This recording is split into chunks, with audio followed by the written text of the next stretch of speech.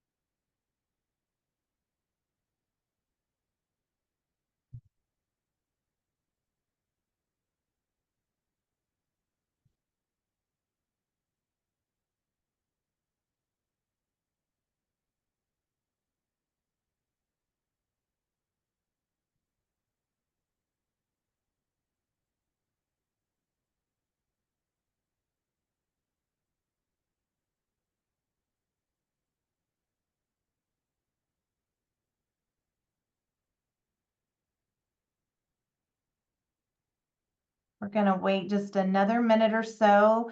Thank you for those of you that are introducing yourself in the chat. We have a lot of folks from all over. It's exciting.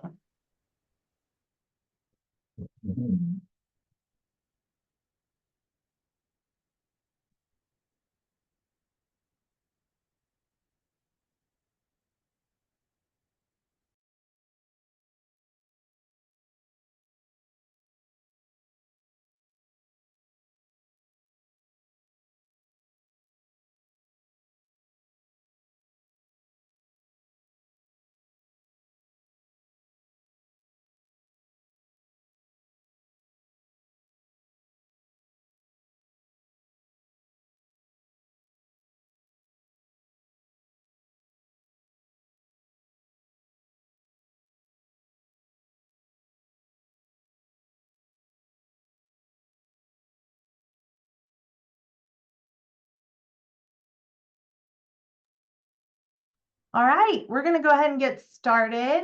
Kenny, if you don't mind going to the next slide.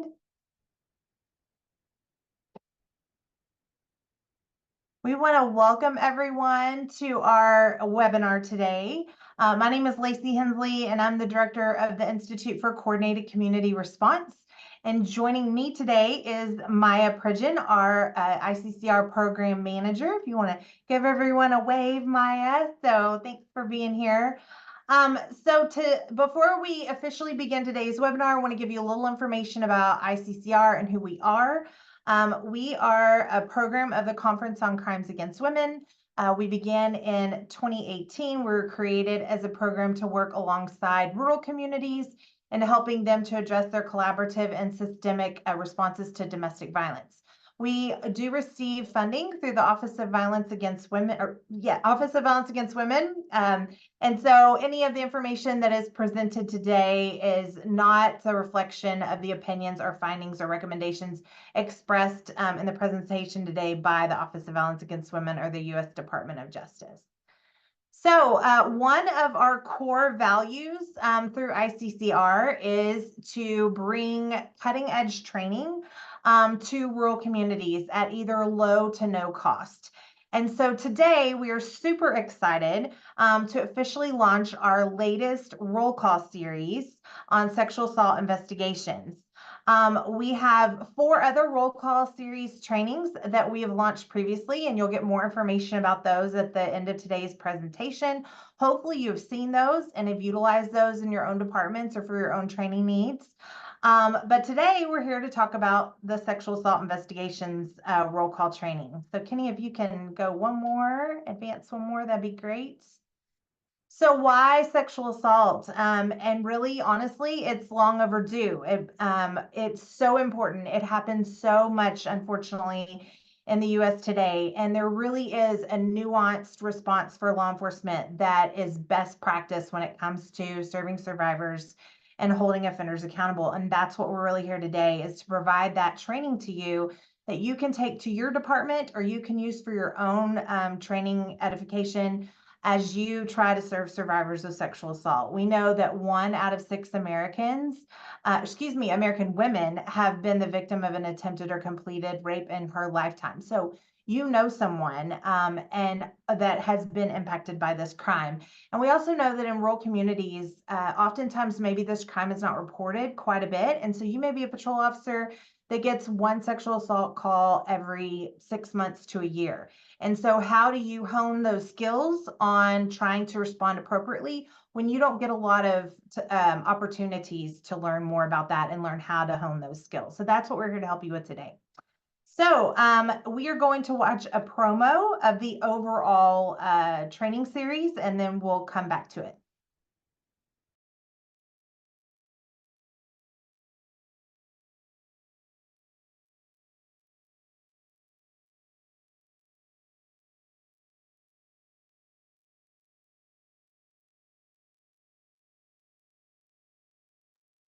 We can't hear it.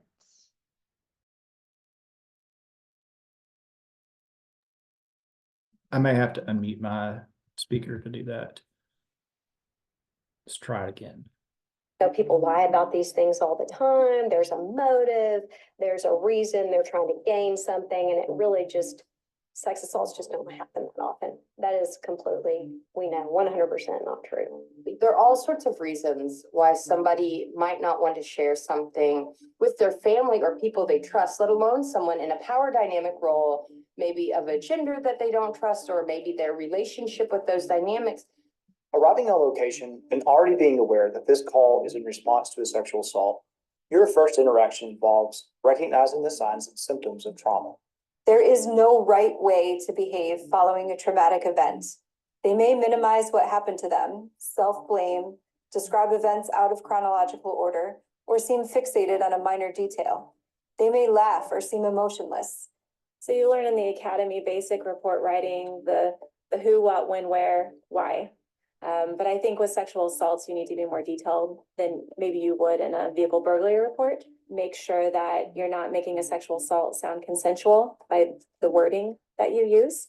Adapting your line of questioning and the nature of your questioning and your mannerisms and your body language is all key to not losing that victim along the way. We understand rape culture as a set of beliefs and values that kind of permeate the ways that people have come to understand this issue of sexual violence and usually victims of sexual violence. It's a set of myths and misperceptions that they did something that caused it, that the clothing they were wearing or how much they had to drink, right, that they're responsible for it because of those choices that they made. When we go to trial, it's about illuminating the story of the victim. We have to. And if they've been shut down at the very early stages of law enforcement, then they haven't felt comfortable enough to be able to give the details that are needed for us to shine a light on that story and to overcome all those old rape myths and all those kind of things that are a part of these types of crimes. When we work in the field with sexual assault survivors with normalized and agreements they've made in their own brain about what's their faults or what's going to happen if I talk to someone, and sometimes giving them a little bit of space. So if you build a rapport where we expect somebody to give us intimate details of what just happened.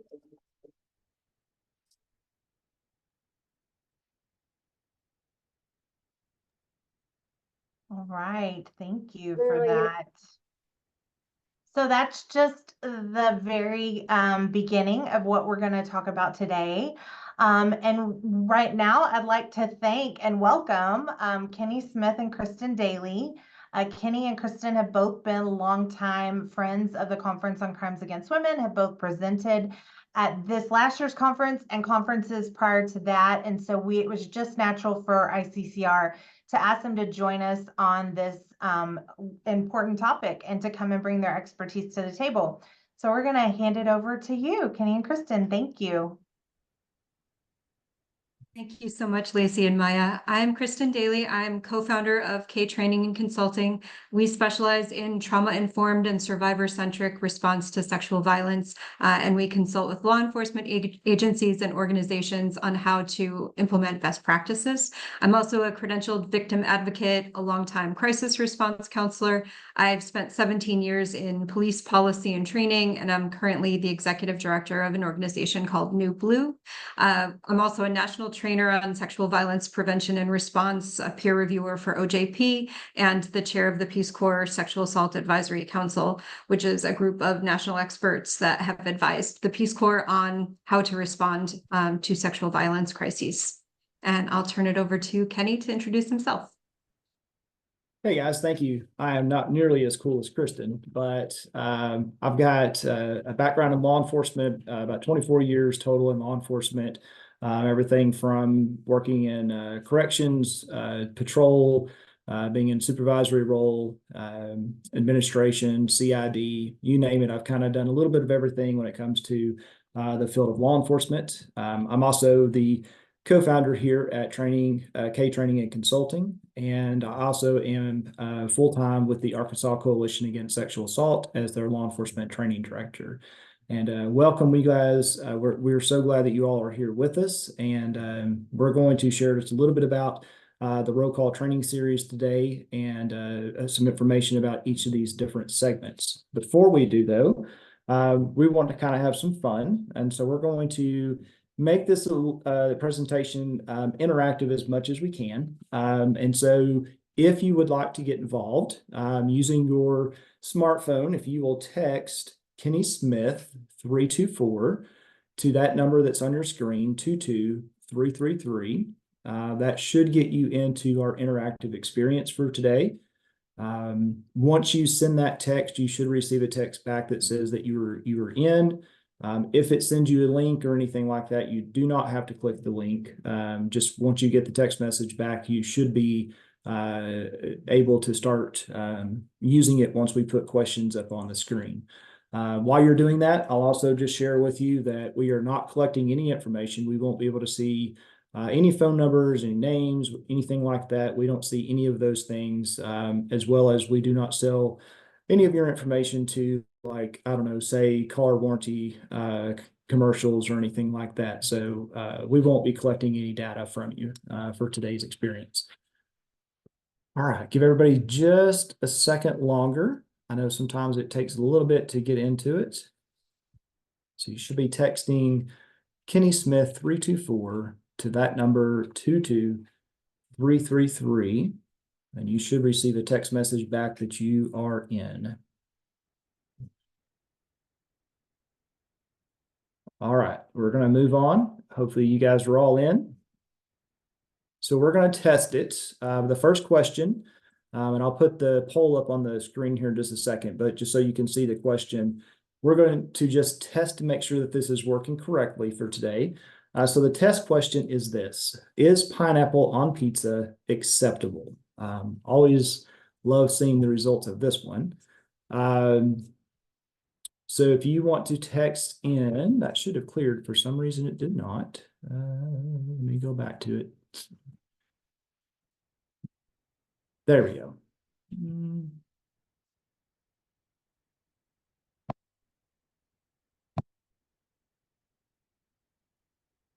All right. Maybe it'll catch up with us here in just a second. If pineapple is acceptable on pizza, all you have to do is text the word or the letter A to us. If you do not think it's acceptable, then text the letter B in, and we'll see if this is working.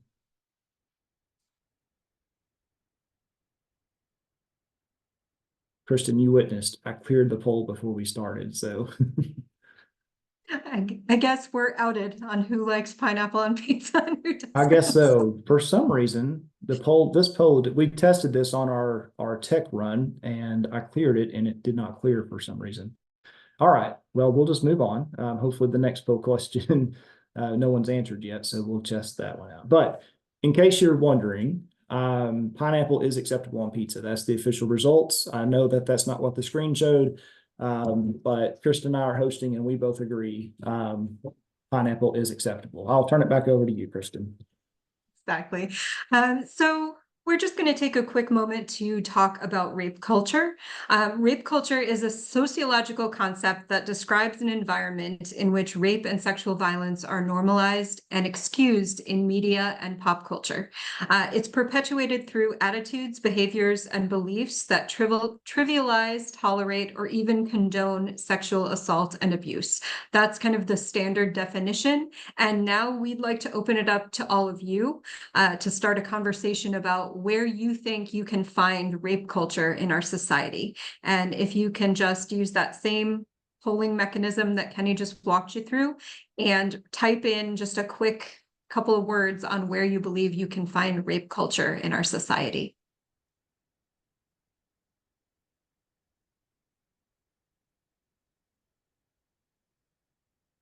And If Kenny, in anyone- the last poll, someone said in Yes. the chat that it said they were no longer, they could no longer respond to this activity. So Okay. Well, hopefully hopefully, this one will do better.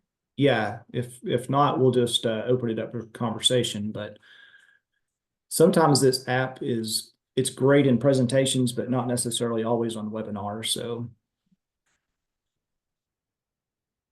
so far, not getting any responses. Saying reply A or B. No, this one, it Okay. should be a word cloud. They could just say whatever they want to. Yeah, someone in the chat is saying they responded and it's telling them to just reply A or B. So I think it's still glitching on the last question. All right, let's just open it up for conversation. How about we just do that? So the Yep. question is, where can we find rape culture in our society? You can either drop it in chat, your answer, or I'm not sure if you can unmute or not, but yeah, rap music, movies, here we go, media, social media, at home, yeah, work, video games, school, yeah, everywhere. Everywhere. Yeah. Absolutely, absolutely.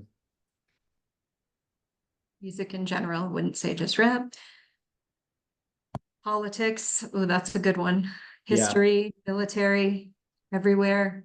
Yeah. Yeah, these are all great answers. Spot on. So Clubs. let's watch a little as we get into talking about rape culture. Before we start into this segment, we'll show you a little segment of the rape culture series.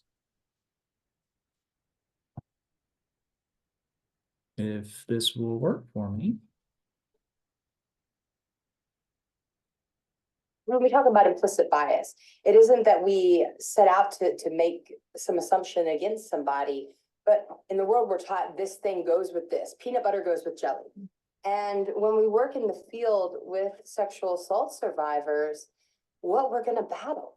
Because if we live in a place where we don't question that, our survivors often come in with normalized and agreements they've made in their own brain, because that's what we're taught, about what's their fault, about why I shouldn't tell or what's going to happen if I talk to someone. We're always fighting that idea that, well, you know, people lie about these things all the time. There's a motive, there's a reason, they're trying to gain something, and it really just, sex assaults just don't happen that often. That is completely, we know, 100% not true. A vehicle burglary victim is not the same as a sexual assault victim, you know, and understanding that and adapting your line of questioning and the nature of your questioning and your mannerisms and your body language is all key to not losing that victim along the way. We understand rape culture as a set of beliefs and values that exist within cultures or in our society that kind of permeate the ways that all people, not just some people, but that all people have come to understand this issue of sexual violence and usually victims of sexual violence. It's a set of myths and misperceptions that they did something that caused it, that the clothing they were wearing or how much they had to drink, right? That they're responsible for it because of those choices that they made.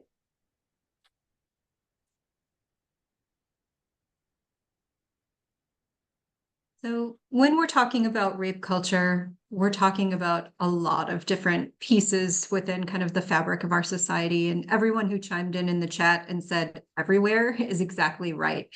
So the average person, even unintentionally or intentionally, is contributing to the mindset of rape culture, and minimizing sexual violence, perpetuation of stereotypes, objectification and mistreatment of women or LGBTQIA+, institutionalized racism. These things all contribute to a culture that really harms survivors and discourages reporting in a lot of cases.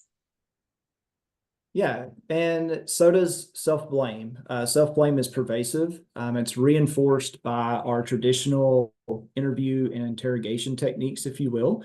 You guys, many of you probably have seen shows on Netflix like Victim Suspect, who highlight such practices such as that. But incorporating interview techniques that are not trauma-informed and victim-centered help to reinforce those stereotypes.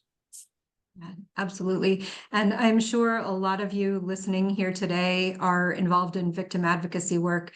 So first responders, including police, have the duty to treat victims with compassion, dignity, and respect. And that applies to all survivors, regardless of the circumstances of the case. So when we're thinking about what might contribute to a survivor not being treated the right way, implicit bias has a major, major impact on investigations and on survivors. So we really need to make every effort to mitigate that by being really aware of the biases that we form through exposure to rape culture ourselves. And then there's also false reporting. So false reporting seems like it's astronomical, but in reality, it's so small. It's so minute to what the actual percentages are. I talk about this a lot whenever I do presentations, but when I go to whether it be a law enforcement training academy or go to a law enforcement agency to do training with law enforcement officers, I always ask this question of what percentage of all sexual assault cases nationally do they believe turn out to be false? And sometimes I hear answers upwards of 60 to 70% that they believe are false cases. And that blows me away. In reality, on a national level, all cases reported of sexual violence, 2 to 8%, 2 to 8 turn out to be what we call false reports. And there's still that gap between 2 and 8% there. Personally, from my own experiences, what I believe is false reports, a true false report where someone has made it up, someone has lied about the experience, falls closer to the 2% mark. And then that gap that's in between the 2 and 8, oftentimes I believe are recantations. And there's so many different reasons why a survivor may want to recant. And we kind of go into some of that as well, but false reports are another thing that is a part of our rape culture, that we believe so many people are lying about what happened. And there are a few really difficult to take pieces of why false reporting is so problematic, but I think the biggest takeaways, the most harmful kind of causes are one, it creates this narrative that survivors of sexual violence are lying, and that spreads out beyond the justice system into larger society and impacts all of us. It also has the potential to discourage victims from reporting, right? Because they are internalizing that narrative of, well, if I report, they're not going to believe me anyway. So the way that we as first responders engage with someone who has just been through very likely the worst day of their lives, it matters. Reporting can be really re-traumatizing, and it's the job of the police officer, the victim advocate, the safe nurse, the prosecutor to do everything in their power to minimize that risk of causing more harm and more trauma to this person who's just been through something so difficult. So that's a little bit about the first video segment, which covers rape culture. And so now we're going to move into the second series or second segment of the series, which is trauma-informed response. Take a look at a video promo for that. no matter if there was a lot of physical force used or no physical force at all, that when someone has been sexually assaulted, their body and their brain perceives that as a risk, a potential threat to their life. And so we know what happens in the brain and in the body. They go into that fight, flight, freeze, or appease, or sometimes called fawn mode. And when that is happening, they lay down memories differently. And one of the major differences is memory that is encoded during a frightening or maybe life-threatening experience is not encoded in a linear fashion. People can't control what their brain's going to do. Their brain controls the rest of the body. So, which means a person can't control what their bodies them do during this event. They can't control if they're going to fight back. They can't control if they're going to go into tonic immobility, just freeze, do the old possum in the middle of the road type thing. Such a wide range of emotions for sexual assault. Than in a victim interview where someone is laughing and making a joke about their own assault, or you're in the hospital setting and they're crying hysterically and you can't calm them down.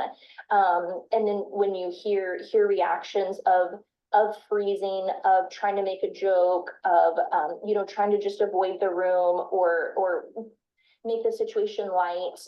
Again, just remembering that the victim is more likely than not gonna have to see this person again, be around this person, is in the same community as this person. And again, from learned responses is when our defense circuitry kicks in, our prefrontal cortex goes offline, that rational thinking, then learned behavior is what comes to us.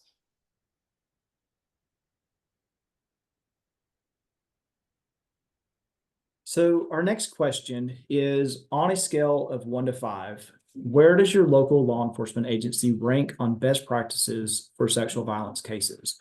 I'll put the survey up. I don't know if it'll work or not. If not, we'll just do it in the chat again, but try it. You can type in 1 for not very good, all the way up to 5 for excellent. We'll see if this is working. And if not, we'll just drop it in the chat here in just a moment. Starting right off with a 0.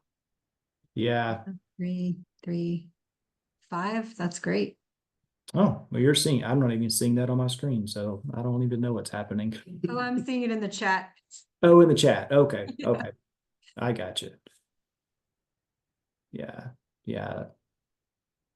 Okay.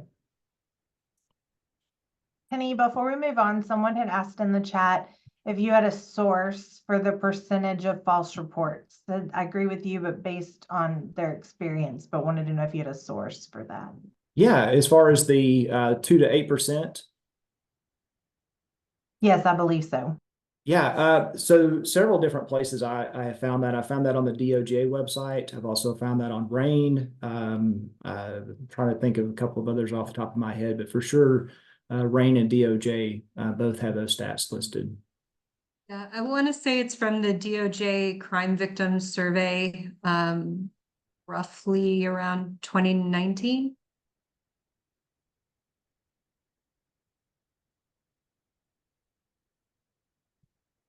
All right, so looking at the answers in the chat, there's a lot of middle of the roads there.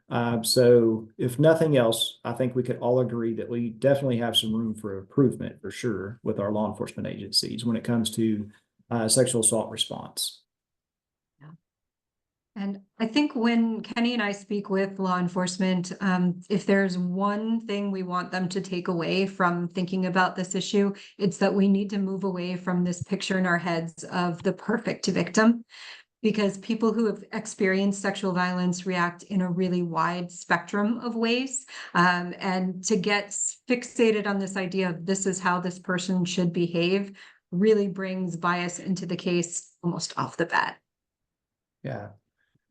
Also, we have to understand the neurobiology of trauma. There is absolutely no right way or wrong way, for that matter, for a survivor to respond to their experience. As you heard in the video there just a moment ago, we've experienced survivors who have been laughing about their experience. We've heard of victims who are angry about their experience, and some are crying hysterically. There's no right or wrong way for someone to respond to what happened with them.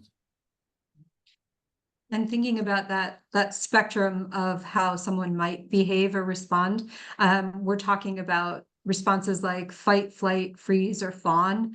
We're talking about memory difficulty, memory lapses, not being able to kind of have a clear timeline, really distorted perceptions of where they were, what they were doing, what might have happened, flashbacks. All of these things play into how a person might react in the aftermath of sexual violence. And we need to adapt and create an environment that gives survivors the space to process those things as they need without trying to box them into a really linear approach in interviewing an investigation, interrupting them, correcting details. That's not the best, most effective way that we're going to get the information that we need.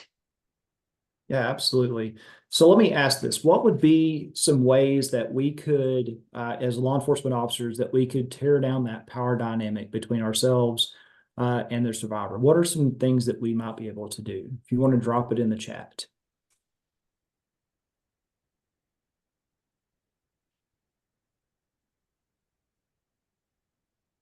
I'll give you some examples. So things like eye contact, making sure that we are at eye level, we're not standing above someone. Yeah, there we go. Give as many choices as possible to the survivor. Non-uniform interviewers, great. Mm-hmm. Use soft Soft voices, voice. soft eyes as well. Mm. Call demeanor, soft interview room, love that one. Calm interviews outside of PD, yeah, soft rooms. Yeah, those are all great ones. First name introductions, instead of the traditional, name and rank and title and all of those kinds of things. Just making sure that they're comfortable, not interrupting while they're speaking. That's a huge one. Asking open-ended questions. These are all great examples of how we can tear down that power dynamic and make someone much more comfortable. And for us to be able to gather much more information than we would using traditional methods. And I love that last one, making time, not rushing the person through. The top priority here is always, always to make sure that the survivor is feeling as safe and supported as they possibly can. So we want to ask another question.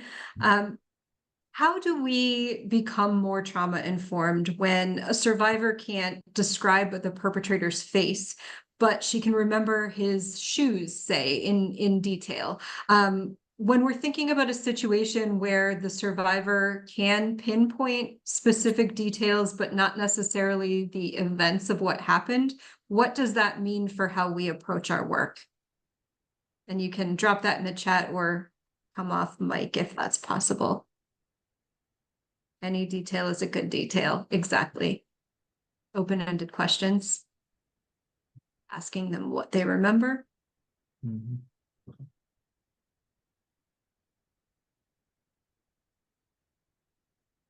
Meet them where they are. Start with whatever they remember and gently work from there. Yes. Another meet them where they're at. Yeah, that is so important. Yeah, absolutely. I think in the scenario you gave there, if they can remember things about the shoes, I mean, just starting at that point, right? Just tell me more about the shoes. Yeah, absolutely.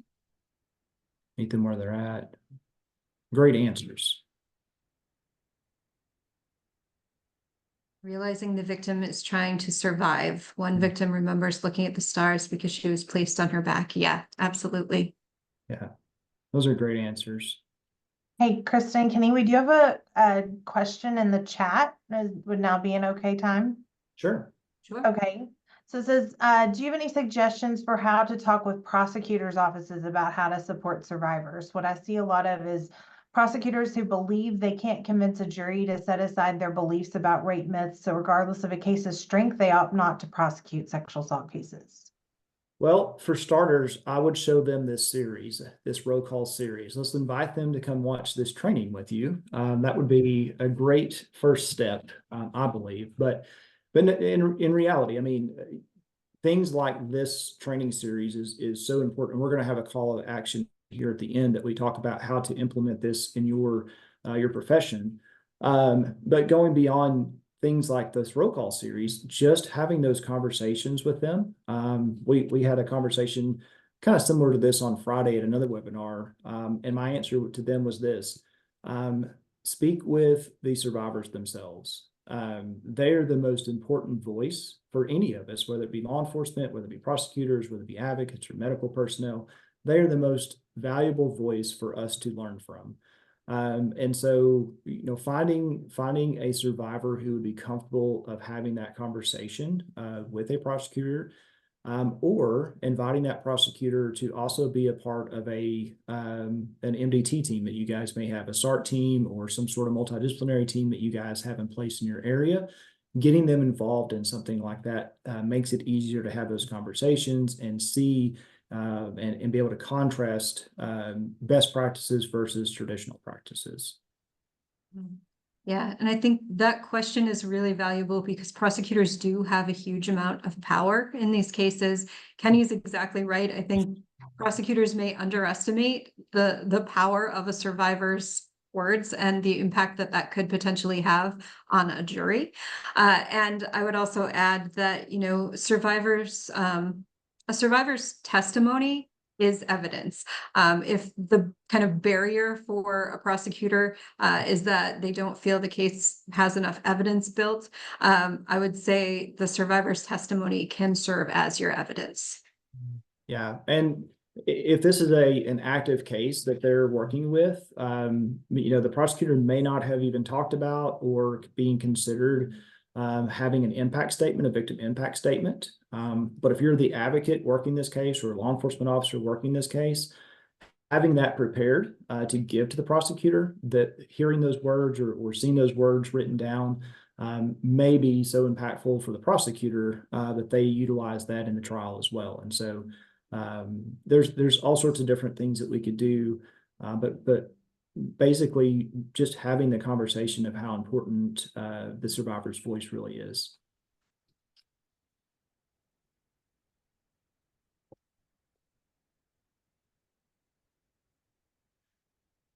All right, so we are now going to move into investigative strategies. So here's a little promo of what that segment looks like.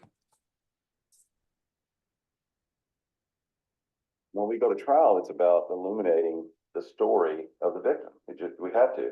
And if they've been shut down at the very early stages of law enforcement, then they haven't felt comfortable enough to be able to give the details that are needed for us to shine a light on that story and to overcome all those old rape myths and all those kind of things that are a part of these types of crimes. Let them tell their story. What I do see sometimes is that patrol officers, when they're taking the initial report, they'll stop them and want to ask specific questions.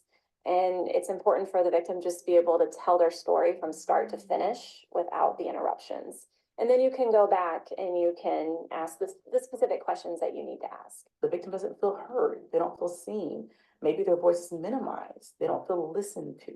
So that kind of creates an impasse when it comes to victims engaging with systems, when it comes to them seeking help, when it comes to them seeing the process through, when it comes to obtaining justice. Let's say the suspect is not identified or not there at the scene, or there's not probable cause there to make an arrest at that time, and the case file or case packet or offense report is forwarded to the CID section and gets assigned to an investigator. I think every department should have a patrol sergeant at least be aware of the call, particularly in stranger cases. Those type of notifications need to be made immediately to CID and get direction from the sex crime sergeant on how they need to navigate. All right, so as we dive into this segment, Lacey, can I call on you to talk a little bit about the VICAP program? Yes, thank you, Kenny. And I am not an expert, but know a little bit and wanted to make sure that we highlighted this because we did mention it in the roll call series. But some of you may or may not be aware that the FBI has a program called VICAP, and it stands for Violent Criminal Apprehension Program. It is basically a database or repository of major violent crimes, including sexual assault. Texas now, it's my understanding, after passing Molly James Law, requires any law enforcement agency in Texas to enter information into VICAP when they can. Recently, within the last, I'd say 6 to 8 months, Arlington Police Department, who you've seen referenced as subject matter experts here on the series, were successful in actually using VICAP to solve a case. They had a sexual assault where the suspect had recorded the sexual assault, and the victim remembered that it was recorded on a red iPhone. It was a stranger assault. There was no information on the suspect at all. And so several months later, I believe it was Tyler Police Department, which is a couple of hours outside of Dallas, recovered some red iPhone, I believe in a drug bust, if I'm not mistaken. And as they were going through the phone, found it was a red iPhone and found this video of the sexual assault. And so they were able to enter that and find that information in VICAP, reached out to Arlington Police Department, and it ended up being a successful arrest. I'm not sure the status of the case. If somebody on the call knows more, let me know, but just a great example of using that one resource, investigative strategies, that is open and available to everyone in order to solve some of those cases, especially with an unknown suspect. Awesome. Thank you, Lacey. All right. So getting into investigative strategies, our response as law enforcement officers or as advocates as well, it's like a ripple effect. If we have a poor response, then that ripple effect just reinforces the mistrust that the community has with us. However, if that is a positive response, that ripple effect literally can change, well, honestly, the whole criminal justice system, if they're all good ripples through that process. So how we respond and how we utilize investigative strategies is vital. And what you just saw Maya mention in that video clip, that survivors just want to feel seen and they want to feel heard. And if they don't feel that way, they won't trust the system and they won't trust the process, is so true. Building trust here is absolutely critical, and a survivor will remember how you treat them. So even if the case doesn't turn out the way they ultimately want it to in the end, and the outcome is not what they were hoping for from the justice system, being treated with dignity and respect still matters. Yeah. And we also have to remember that being in law enforcement is much more than just chasing bad guys. It's about how we treat people. We need to ensure that we have empathy, that we're showing compassion, that we are being victim-centered in every aspect of the approach that we have, creating an environment in which is comfortable for the survivor to be able to speak and open up and talk about their experience. These are all considerations when it comes to laying that foundation of having a positive investigative strategy. And we know that these aren't the easiest cases to work, right? We know that complexities can arise, and they do arise all the time. Things like whether the survivor knew the perpetrator, questions around consent, all of these things create complicated environments, but it's our job to kind of roll with the punches there and make sure that we're truly listening and truly understanding what the survivor is telling us. Yeah, absolutely. One of the best things that we can do is listen. When we're sitting across the table from a survivor and they're sharing their experience with us, first and foremost, we aren't supposed to be talking. If we are talking, then we are not listening. I've been guilty of this in the past myself as an investigator, of sitting across from the survivor. They're sharing with me all of the details about their experience, everything that they can remember. And the entire time that they were talking, I was formulating what the next question needed to be, what piece of information is missing, what do I need to be trying to dig for. And when I'm in those moments that I'm thinking like that, I can't truly be listening to what they're telling me. And so just listening is so important. And one more point on that, I get asked a question all the time as far as being in an interview process, whether it be at a hospital or an interview room, is it okay to take notes?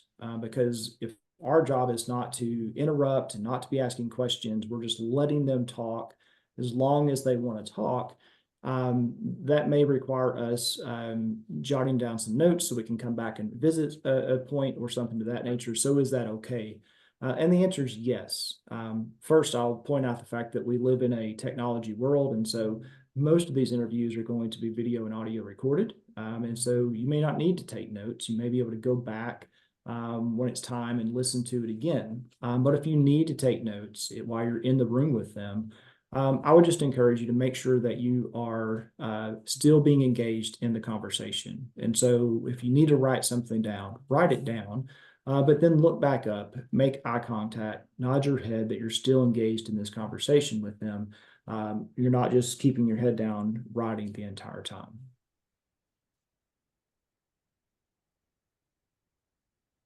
I would also say that follow-up is incredibly important in these cases, importance of regular follow-up, and that should always be on the survivor's preferred method of communication. So if they've expressed preference for you to email them so that it's not interrupting their day by getting, a text alert, then, make sure to prioritize doing communication through the right means. So Yeah, we want to. Oh, go ahead.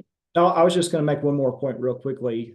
Just talking about making sure that we follow up with witnesses, making sure that we're speaking with witnesses, we're developing that timeline, we're doing the background investigation. The words of our survivor is critical. It's their experience. There's no better expert in the experience than the survivor themselves. But as a investigator strategy, it's also vital that we do our due diligence. We're going back and we're speaking with witnesses. We're checking surveillance cameras, other technologies. We're doing everything we can to help support what is being told to us by the survivor. Absolutely. So we want to open it up to you all once again. As a patrol officer or a detective, how do you watch this series and implement it in your day-to-day? What are some of the strategies you might use to present something like this as information that your department can utilize? How would you pull information and implement it as you're working with survivors?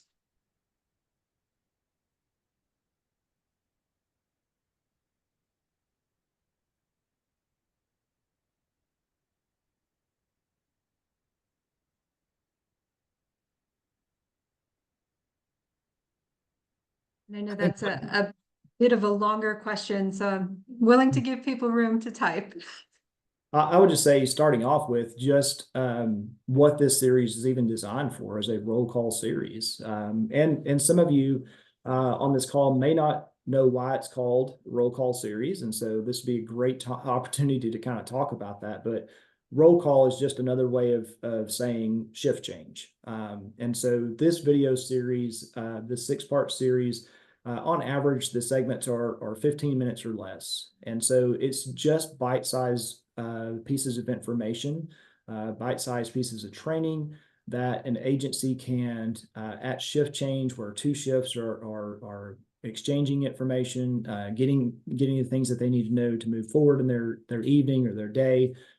They can provide a short segment of training over 6 different shifts. And so this is one way that you can implement this as a patrol officer, is having this video series played in a week's time during your shift changes.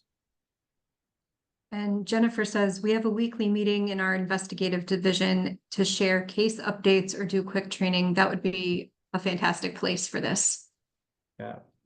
Also, I mentioned earlier, multidisciplinary teams, a SART team, a child MDT team, anything like that you may have in your area. This would be a great bite-sized piece of training that you can put into that too. School counselors. Very cool. Yeah, great idea. Absolutely. All right, so to build upon that question, what about in our rural areas? So trainings like this one are very important, as we know, but how do we utilize them in rural America, beyond just the police department, How do we utilize this in rural areas? Educate, become familiar face in the community so that your local clinics, law enforcement, social workers, doctors' offices, and ER. Yeah, absolutely. That's great. Can be aware of services.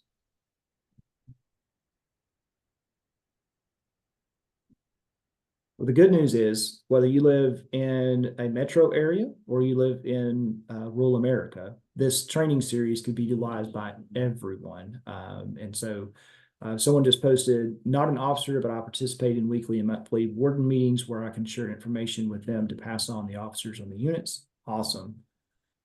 Seek out the unofficial community leaders. Great. That's an important one, working with community groups and people who are well situated. Absolutely. Allow time for officers to watch on their own during shift. Yep. Very good. Well, so I know we can carry on that conversation for a while, but let me move on to our next segment, mainly because it's my favorite segment. It's one of my favorite topics to talk about in law enforcement, and that is effective report writing. So with that, here is a portion of what that will entail.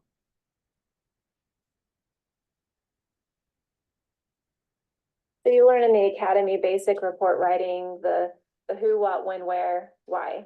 But I think with sexual assaults, you need to be more detailed than maybe you would in a vehicle burglary report. So it's important to find out what happened from the victim in their own words, use the language that the victim used, make sure that you're not making a sexual assault sound consensual by the wording that you use. But one thing that I see occasionally is officers getting the information from the victim and not following up with what the officer sees and smells and hears and everything in that scene that they're at. For example, the victim can say, the suspect, forced entry in through the bedroom window, goes over and crashes grabs the victim's cell phone and smashes it on the floor. Then the officer should follow up on that. Observe the broken window where the suspect made entry. We preserve that location for crime scene to be processed, and that's a whole other separate portion of the report. And then the officer should then follow up with, I looked over to next to the victim's bed and I saw the cell phone the suspect had crushed as the victim described. So when we talk about effective report writing, language is hugely important, but just as important as the words that we use is our tone and implication. How we say something in a report can literally make the difference between justice and injustice for someone. When we're thinking about report writing, boiling it down to the very basics of what we want to capture, it's who, what, when, where, how, but we want to be really, really careful of why. I think typically, Kenny, you would probably say you would almost never ask why a survivor did something. And that's because that can so easily skew to victim blaming or accusatory language, which really has no place in this process. Again, we want to make the survivor feel heard, seen, comfortable to tell us what happened to them, as comfortable as they can be in this situation. So asking why can really easily derail an interview or an initial report. Yeah. And also having the frame of mind of knowing that the survivor is likely going to read your report. For me, that is the golden standard, if you will. Yes, I want my supervisor, I want my chief or my sheriff or my prosecutor to think it's a good report. But at the end of the day, the survivor is the most important person to me that's going to read the report. If the survivor gets a copy of the report that I've written, and they look at that and it is not what they said, I've changed their wording, or I've implied that something happened that didn't happen, or I interject my own opinions into the case, I have not written a good police report. I want the survivor to get a copy of that report and be able to read it and say, this is exactly what happened to me. That's for me is the standard. That is so important because your report is not the place for opinion. It's not the place for commentary. It's not the place for police jargon. We need to always be thinking about, so as Kenny mentioned, the survivor is going to read this report. When they read it, I mean, we don't want them to say they described the sexual assaults, and the person taking the report writes it as they had sex, or this was her boyfriend when she never said that. Think about how every detail of what you write is going to impact this person, and really try to be very, very careful to keep it to the facts of what the person is telling you. And then lastly, words truly do matter. Sometimes as an officer and you're writing reports, especially when we're talking about sexual violence cases, these reports are maybe uncomfortable to write. Maybe it's not language that you would normally use. Maybe it might feel better to make something sound more politically correct because you know that it's going to be read in court and things of that nature. But we simply cannot do that. We have to use the words that the survivor used to describe their experience. It's vital that we don't change those words. And so making sure that we use the words that the survivors themselves use, not cleaning up language or changing things to make it sound better. And language is something that Kenny and I love to talk about. We love to train on. And so we want to open it up now to all of you. What are some words off the top of your head that you would avoid using in a police report?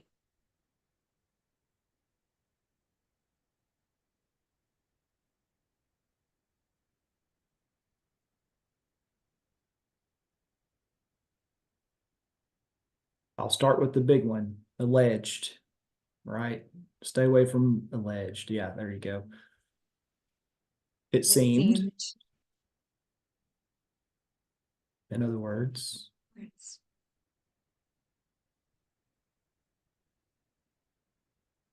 Weird. Weird.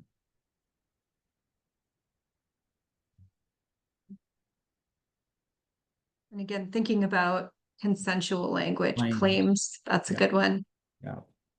Consensual language like had sex when you mean raped. Mhm. Yeah, describing the acts in a different manner than the way that the survivor explained it, right?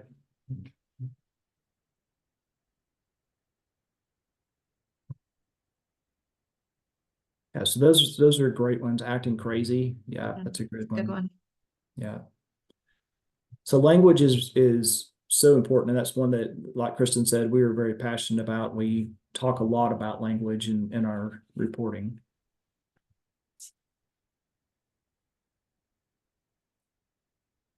Ooh, that's a great one. Michael says victim refused an exam rather than declined. Yeah. Yeah, Uncooperative. Yeah. That's a big one. Those are great. Vague. Yeah. Mhm. Kristen, do you want to move to drug and alcohol? Yes. And you all can keep adding in the chat as you think of them, because we, again, really appreciate reading examples of language. So could you give us a couple of words? I know they need to go obviously and watch the series. But instead of like, for example, alleged or uncooperative, some of the big ones, what is language to use? Yeah, so that's a good question. So in lieu of the word alleged or claims, I typically use the word reported or stated. And Kristen, you want to talk about uncooperative? Yeah, uncooperative, I would say describe what the person is actually declining to do. I think declined is a great example. If you're going to write they were being uncooperative, they refused, I think declined is a great way, or said they didn't feel ready, if that's what they said. Yeah.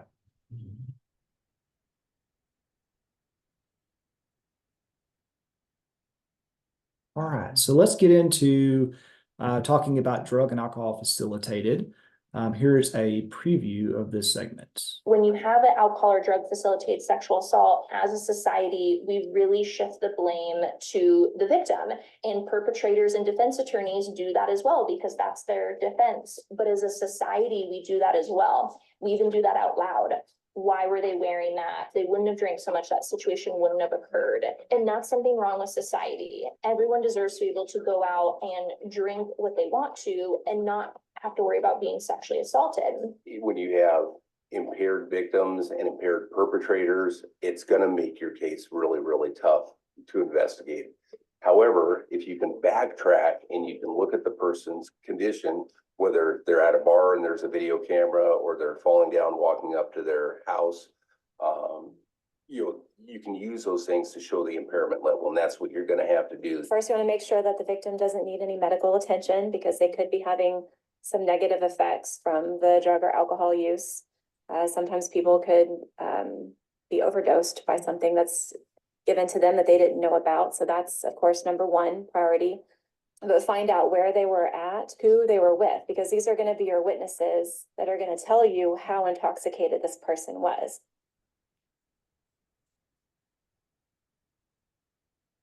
So these are very challenging cases. And one of the most challenging aspects of all of this is that in a lot of these cases, the victim may not remember much, if anything, about what happened.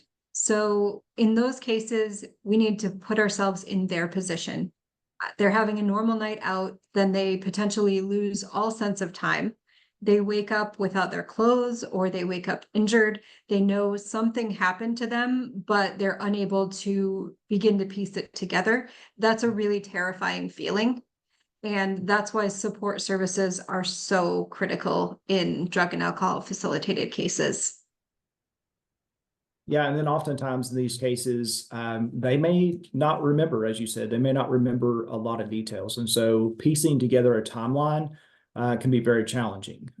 That's the importance of going back and looking at technology, where there's surveillance cameras in the area, where text messages or emails or messenger apps were they utilized throughout the process. These things can help to help the survivor process. Maybe seeing the video camera, seeing the text messages may help them be able to process what happened, remember things that happened, and also help support their experience of what they've told you. In the very beginning of today's presentation, we started to talk a bit about the idea of the perfect victim, and that really comes into play here. So while you may respond to a case like this and it may not be aligned with what you envision the perfect victim to be, that's all the more reason to be very aware of any biases or prejudices that you're bringing in. So drug and alcohol facilitated sexual violence is really, really ripe for victim blaming. And that's something that we want to avoid, again, at all costs. So let's think about how implicit bias would play into an investigation like this. And again, you can just drop your thoughts in the chat, but what are some off the top of your head potential biases that you see in working a case like this?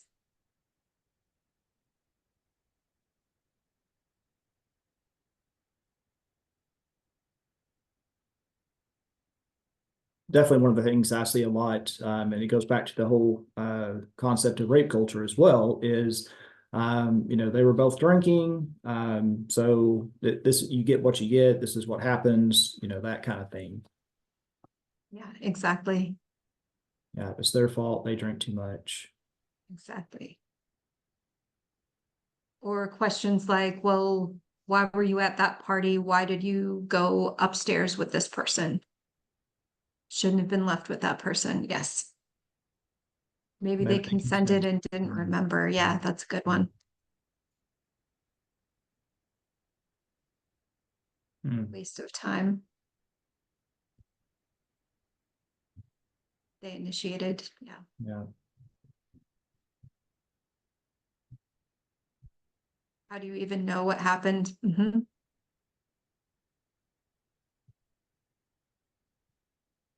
I can feel my blood pressure rising just hearing these questions. Exactly. Yeah, and I think the thing that we want to keep coming back to in those situations where, you know, we're thinking about all the wrong questions to ask. In these cases, it's even more important that we use investigative skills and use, you know, creative solutions. Like Kenny mentioned, you know, really relying on witness accounts, really going and looking at that surveillance footage, making every attempt to piece things together, like going through text messages. Technology can be our friend, especially in cases like these. Yeah, and also just knowing that as an officer, you are not alone in this. We need to make sure that we try to utilize a collaborative approach as much as possible. That's utilizing an advocate in this process, that's working with SANE nurses and other medical staff.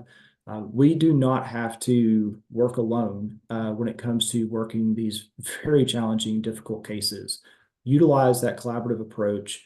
Help share information so that we can understand what happened with our survivor better. Exactly. And above all else, again, prioritize the victim's well-being and emphasize that you do believe them. And Yolanda actually just put the best worst question: do you just regret your actions? Can't think of a more victim blaming question to ask someone who's just been through this. Yeah.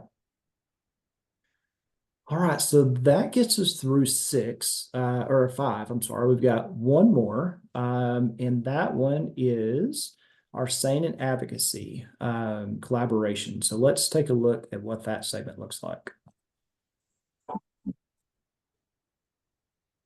Well, if a victim goes to the hospital, there's going to be a victim advocate that shows up there. That's required by law in the state of Texas. If the victim doesn't go to the hospital, our officers utilize our victim services if necessary to respond to the scene, provide any type of counseling services and resources for the victim, information to help them make educated decisions. There's no other agenda for that advocate other than helping that victim and helping that victim do what that victim wants to do.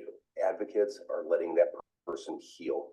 They are absolutely the rulers of trauma-informed response. The first step for anyone in this situation, when you talk about something as intimate and as personal as a sexual act, they want to make sure they're healthy. They want to make sure they're okay. They want to make sure that they can move on and that they're not going to have some kind of long-term health issue because of what's happened to them. And so it's important for law enforcement. They really understand the importance of that exam, and they understand what that can give back to that patient. And the time that's spent in that exam with that forensic nurse examiner that's had this specialized training, that understands trauma, that understands what that patient might be going through in that moment, that can collaborate with their women's center and their rape crisis center in that area to make sure they have an advocate available that can support them during that time. Those are the things that need to happen in that acute phase of sexual assault. So clearly, from my personal perspective, and this may be biased, you cannot overstate the importance of using an advocate. There are many, many layers to working with trauma and sexual violence, and victim advocates are really adept at working with all of those layers. Safety planning, legal system navigation, helping to deal with the emotional fallout, balancing the practical needs. Victim advocates play a critical role in survivor support. Yeah, I can tell you guys, I've worked in areas where there was no victim advocacy available. And I've also worked in areas where victim advocacy was available, and it is literally night and day in how those cases play out. Advocates, as well as SANE nurses, both have expert level of training that many of us in law enforcement may not have. They have different focuses than we do in law enforcement. So encompassing all of that collaboration together with advocates who are focused on the well-being of our survivor, our SANE nurses who are focused on collecting data and evidence, really leaning in on that collaboration really makes it a full circle investigation. Absolutely. And the advocate's sole agenda is to support the survivor and help the survivor navigate what they want to do and what they want out of this process and what will best enable them to start the process of healing. So really, as Kenny said, having a victim advocate in the room changes everything. It changes how the survivor's entire experience with the system plays out. So another really important aspect that victim advocates can provide is to refer culturally specific resources and services that are responsive to unique needs of diverse populations. The last thing that we want is for a survivor with specific needs to come into this situation and not receive the resources that are useful to them. For example, having a person who's familiar with the deaf community can change the entire, dynamics of a case when the survivor is deaf.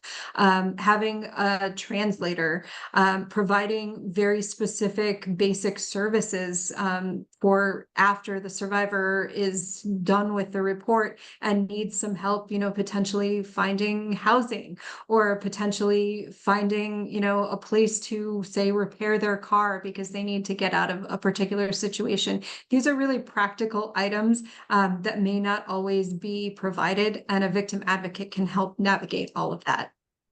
Yeah, absolutely. Kristen, just so you know, we're at the 20-minute mark. And so I just want to make sure we have plenty of time at the end for questions and also to let Lacey and Maya chime in on some information. Real quickly, we talked about START teams or other multidisciplinary teams as well. This is another tool that's in your toolbox to be able to utilize.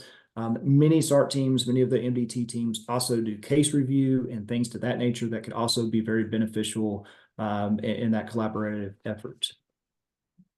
And START teams can work really well with the victim advocate kind of position of being the rulers of trauma-informed response. So you'll never hear a victim advocate say, you need to make a report, you need to press charges, you need to give every detail in chronological order, you need to explain why you did blank. Those are really important elements to making sure that the survivor does feel heard and seen. Yeah, and at the end of the day, we have to balance the duty to gather information and preserve evidence with care. The human coping with significant trauma. That's our responsibility to make sure that we have that balance between those.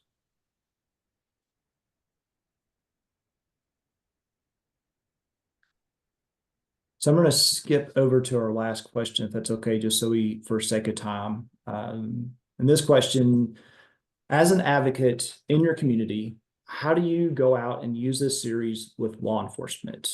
If we have any advocates on the call, how would you utilize this series with your law enforcement agencies?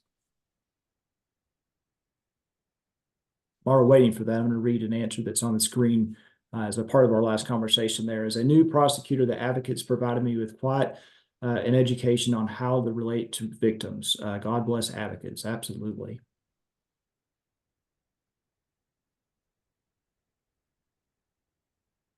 Roll call. Yep. Mm-hmm. Educate and relate. That. It's a cool slogan. Yeah. SART. Yeah. Very good. Very good. All right. I'm going to go ahead and move us on just so we have time here for any kind of questions or comments at the end.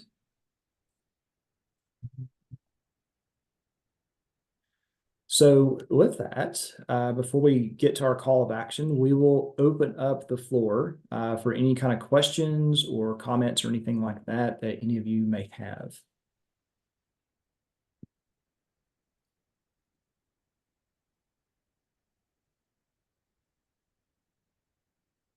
And if someone would rather raise their hand, I can unmute them to speak if they don't want to put something in the chat as well.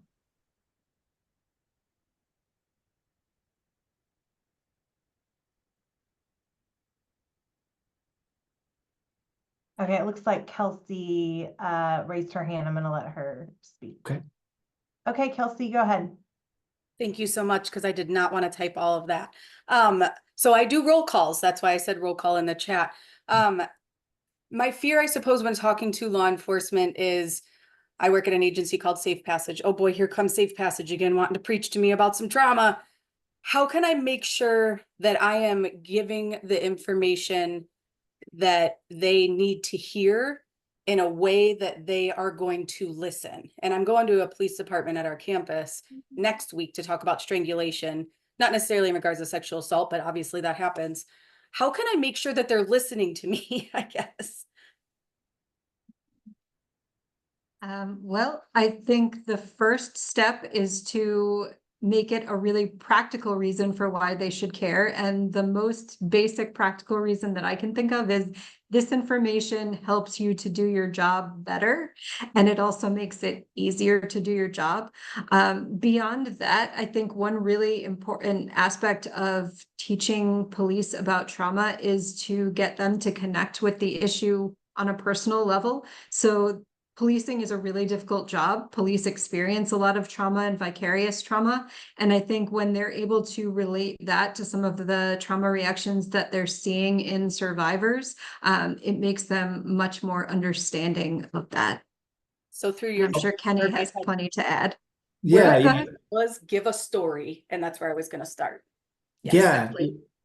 For me, I train law enforcement. I will say out of the gate, it benefits me because my background's in law enforcement. So that gives me an easier foot in the door, if you will. But training law enforcement officers, whether you've been in the field or you've not been in the field, it's a tough crowd. I saw someone put in the chat a while ago about older law enforcement officers. They are hardcore, hard to please. For me, I try to make my presentations as interactive as possible. So finding not only being interactive, but also finding things that they relate to. And so finding video clips and pictures and things like that that relate to law enforcement helps a little bit in those aspects. Humor is something that I try to incorporate in all of my presentations. I try to make it, it's a very serious, very heavy topic, but I try to make it as lighthearted as I can and use humor as part of illustrations. But overall, it's a tough crowd, and you've just got to be able to find a way to connect. Find the hero that's sitting in the audience that you can connect with, that like really does get it, who's passionate about that. Ask them to help be a part of presenting it to their team in the future. So those are some things that you might try.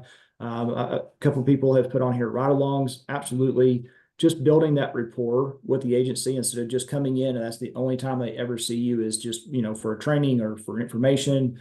But just being engaged with that agency as much as you can outside of that training realm helps to build that so that whenever they see you, there's more of a friendship bond necessarily than just a teacher bond. And then someone else said a while ago, and I liked it too, just keep preaching it. It's gonna stick when it needs to stick, and they're gonna call you whenever they need your help. So hopefully that helps a little bit. Thank you both so much. Yes. And also, Kelsey, I will say we have a strangulation roll call, so check it out if you need it for your training next week.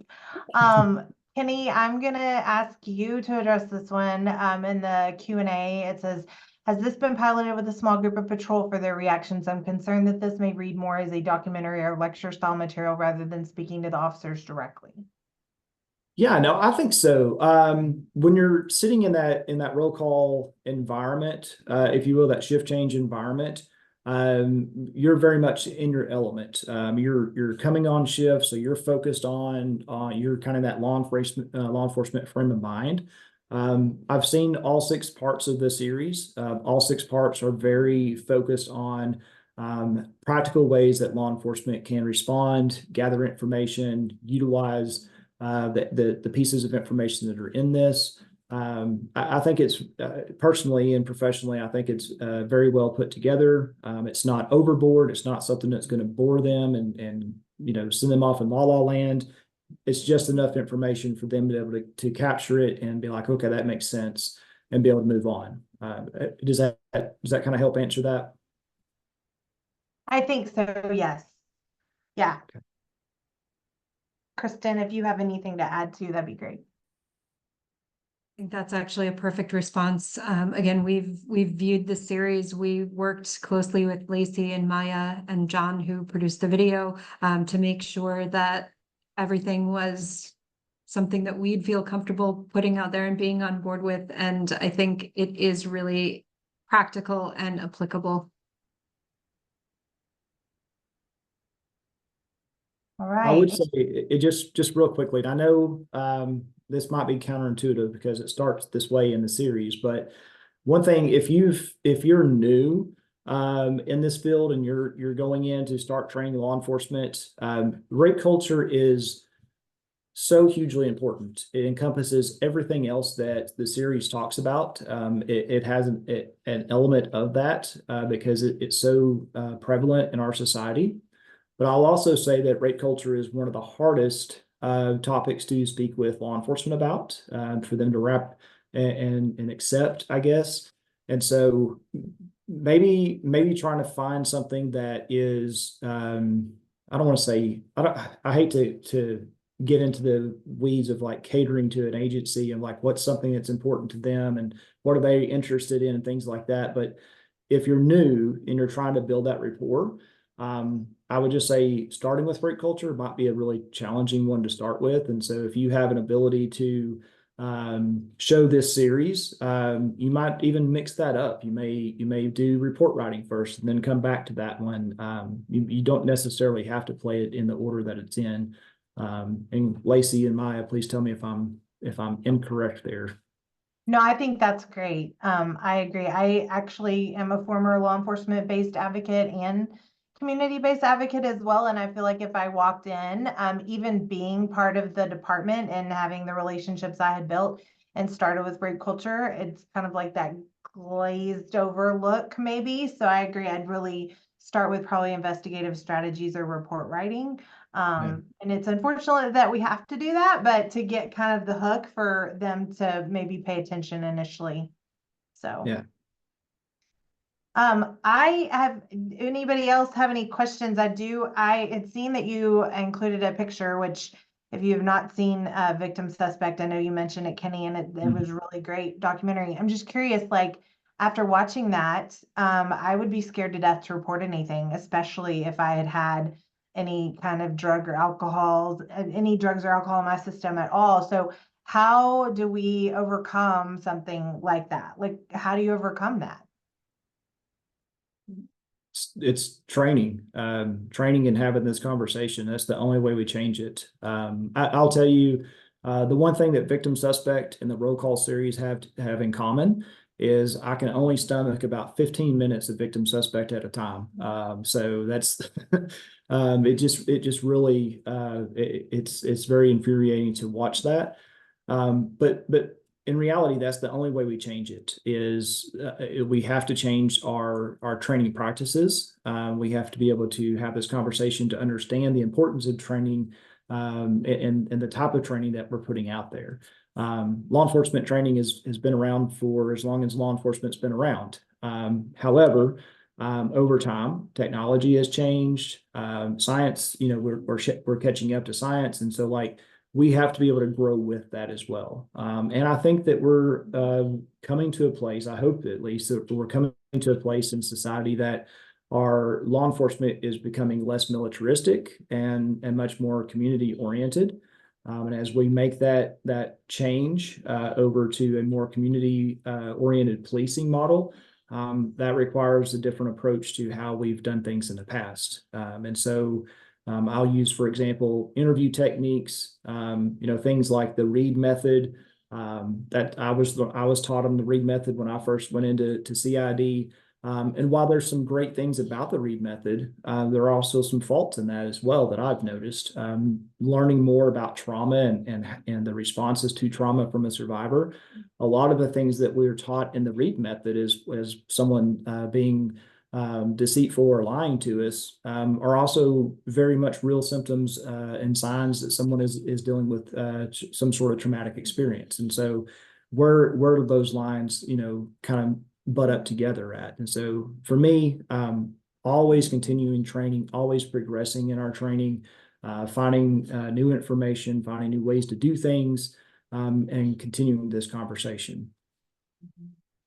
And I would add good communication skills are hugely important here, and having leadership in the agency that supports that training and really prioritizes it and prioritizes talking with officers and finding out where they're at, kind of taking the temperature of the department really can be enormously impactful. Yeah.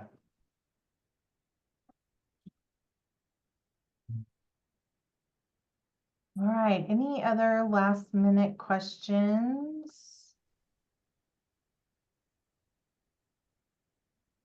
Oh, I love this. Somebody put some takeaways in the chat. That's great. All right. Y'all want to do our call to action then? Yeah. So, I mean, I just want to really put a plea out there to all of you that are on this call to be able to utilize not just this series, but the other roll call series that are available through ICCR.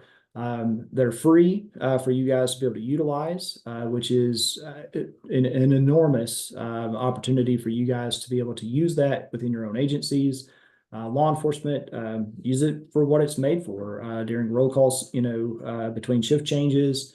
Utilize it in your MDT teams. There's so many different ways that you could use this. You can even use this in a community awareness campaign where you host, maybe your agency does like a Citizens Police Academy. This would be a great tool to be able to utilize in that as well. So I just really encourage you all to be able to take advantage of this kind of training, especially those agencies that don't have a budget to travel to go places for conferences and training, and maybe don't have the money to buy things.